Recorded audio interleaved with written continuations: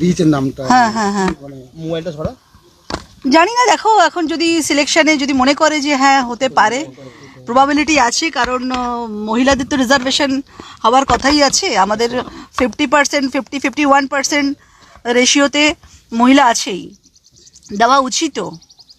তো জানি না এটা ইমপ্লিমেন্ট এখন থেকে হবে কি, এটা 29-এ গিয়ে হবে। আপনি কি কোথাও আশাবাদী, কি কোথাও টিকিট? আশাবাদীতে কিছু হয় না গো, মাইন্ডের দিক থেকে আমরা খুব স্ট্রং, তো আমরা খুব প্র্যাকটিক্যাল, তো আমরা জানি 50-50 হতেও পারে, নাও হতে পারে, কারণ আমাদের নামে এমনি একটু সবাই একটু অবসেসিভ থাকে।